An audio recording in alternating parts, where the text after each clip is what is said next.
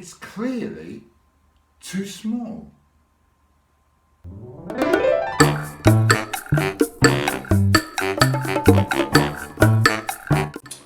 Hi guys, welcome to Mike on Monday, the only West Ham YouTube show hosted by a bloke called Mike on a Monday. And I feel that after we've 4 points from 2 games, especially a win against Chelsea, that we can perhaps relax a little, take it easy. I mean, all the teams around us in the relegation fight have lost, and we've got 4 more points. And I'll take a point at Newcastle, I'll tell you now. And the win over Chelsea was rather wonderful. And we will be looking at those 2 games in some detail. But first, here's what this season's, or I should say really, next season's kit will look like. Have a look at this. Does it remind you of anything? Because I think it looks incredibly similar to this. This is the 2016 kit, and I can't really spot any difference apart from the badge. Obviously has the modern badge on it, but otherwise it's incredibly similar. I just hope that the new ones don't shrink like this one did, because it's clearly got too small for me, hasn't it? So anyway, let me know what you think in the comments of the new kit. Apparently the away kit will be released soon, and that will be good if you're going away. If you go to your aunts, wear that one, but if you're at home, wear the new home kit. That's why they're called home and away. One for lounging around at home with, and one for visiting friends and relatives.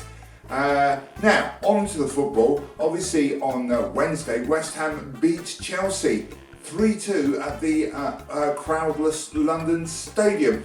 Let's find out how West Ham managed to pick up that shock result by visiting Mike at the Tactics Centre. Mike, just how did they do it?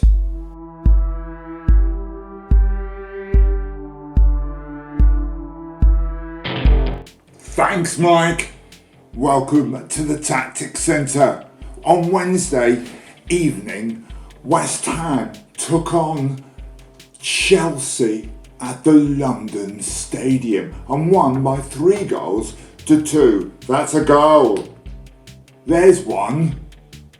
The reason West Ham won, tactically speaking, is by scoring more goals than Chelsea did. They scored, there was 1, there's 2, and there's 3.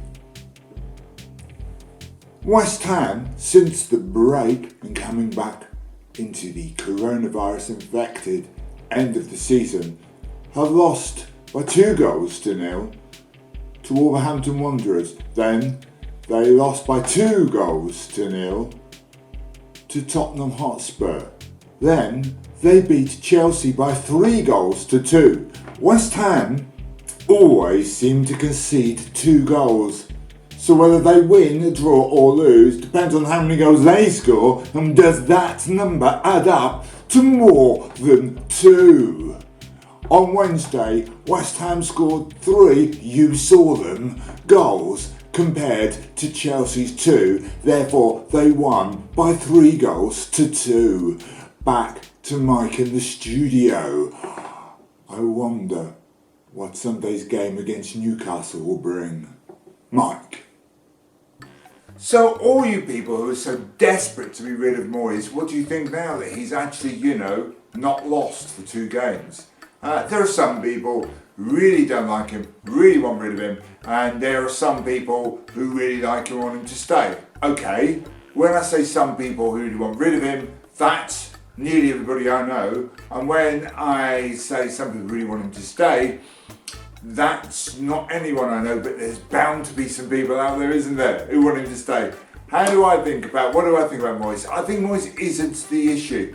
The problem we've got is no one else is going to come and manage West Ham, really. We might get Sean Dyche if he leaves Burnley, but even then I think it would be a backward step for him, even though West Ham are technically a bigger club. But the problem is the owners. while they own West Ham, they are a shambles, I'm afraid. And I don't think they're mean to be. I really don't. I don't think they're hideous, horrible people who well, maybe they are, I don't know, I've never met them. But we're never going forward while they own the club. I mean, this has been covered by loads of other videos. Do your research. We're never going forward while they own the club, and I think we'll struggle to attract the kind of forward-thinking manager we'd want. Well, that's one opinion. The next opinion is, unless you are going to be one of the top 6, are you ever really going to get that kind of killer, brilliant manager? I don't know, it's difficult, isn't it? Sheffield United have had a great season, but if we had a team playing like Sheffield United, you, dear West Ham fans, wouldn't be happy because they're seen as a defensive team. So that leaves us with Wolves as the shining light of what we would like West Ham to become, Wolverhampton Wanderers. And because, you know, that idea that they brought in all these Portuguese, but even that, we like our players coming for ourselves, and I don't think we'd be happy with a super agent essentially doing the transfers and blah blah blah. So where do we fit in? Because we're not as good as Southampton at the moment, and they're a kind of average, normal, boring club. Let me know in the comments what you think, people. How do we move forward from here? Can we move forward with that Sullivan and Gold owning the club? Or do we need rid? I'm all ears to your opinion. Meanwhile, just what happened in Newcastle? The game literally just finished a couple of minutes ago. I'm filming this on a Sunday afternoon. Let's visit Mike at the Tax Centre. I think he's ready to go with details on the Newcastle game. What happened there, Mike?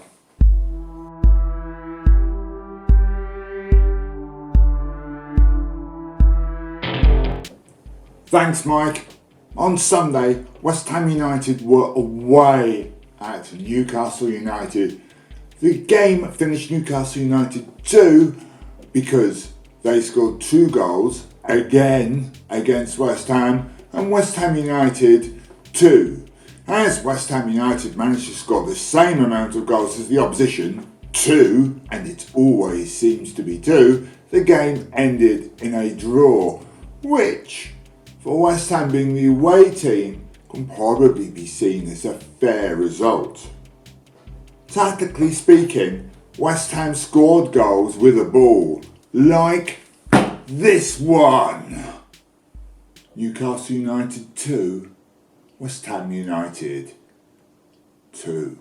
Back to Mike in the studio. Thanks, Mike.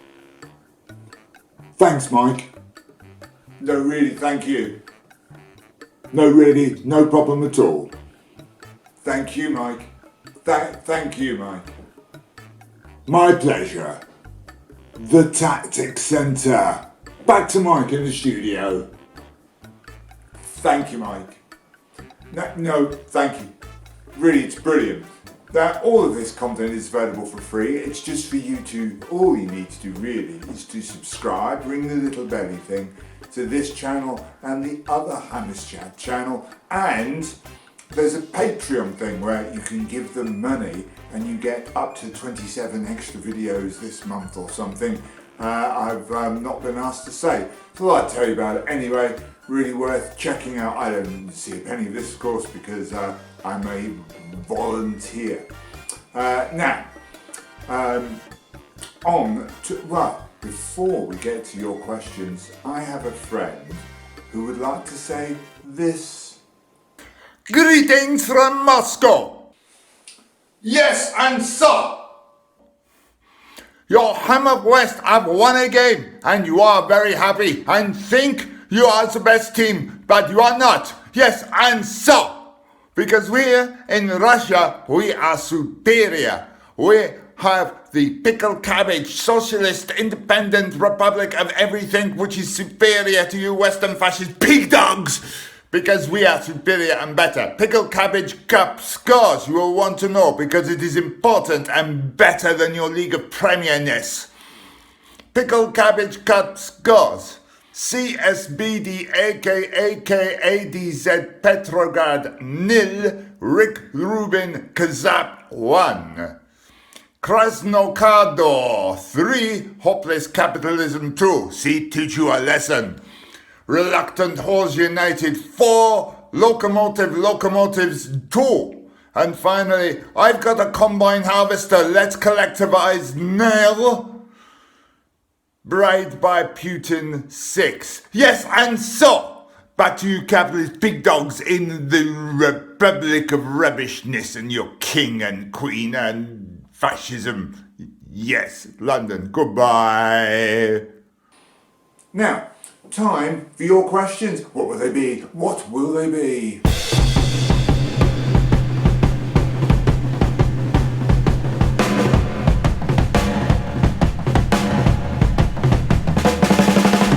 Thanks so much for your questions, people. Don't forget you can leave them in the comments below, or you can tweet me at WHUMike. Though I prefer Facebook, I don't know why, I just do, because I'm old. And you can catch me under my real name of Mike Maneras, surname spelled M-A-N-E-R-A. So do get in touch if you've got any questions or just want to say hello or want to follow me to my house. That would be lovely. Now I've got a couple of questions here. Ryan B, regular question answer here. He asks simply, Mike, do you think West Ham will be relegated this season? Well, normally we would, because I don't think we've been very good. But luckily for us, Bournemouth seem determined to throw themselves into the relegation spots and have terrible fixtures and are losing at an alarming rate. Similarly, Norwich are doomed. I don't think Aston Villa are getting out of it either, and neither do their fans. I've watched a couple of Aston Villa podcasts recently, just see what their fans are saying, and they are all acting as if they're completely doomed. So, chin chin. Well done, Aston Villa. And this question comes from somebody who calls themselves I Am the King. I'm assuming they're not an actual king, just that they've given themselves that name. Anyway, I Am the King asks, what are you talking about, you drivelling twat with lesbian hair? So thank you for your question, I Am the King. I am of course talking about West Ham, but just in my own inevitable way. So that's about it for Mike on Monday this week. I have done the Russ's show on My Ham's 11, which when it comes out I'll put in a link to in the thing, but you can look for his channel. It's really worth checking out. Descriptions, the relevant by thing. My Ham's 11, he's interviewed a lot of former players. Some of them are really entertaining and some of them are as dull as you think footballers would be. And but the show itself is always good value and worth checking out. And a lot of the fans are on there, very good. Gio's done it in Gonzo, and etc. etc. Do check that out. In the meantime, until we meet again, all I can say is, from a drink down, is come on you Irons. Love you all. Mwah. My God, my day. My God.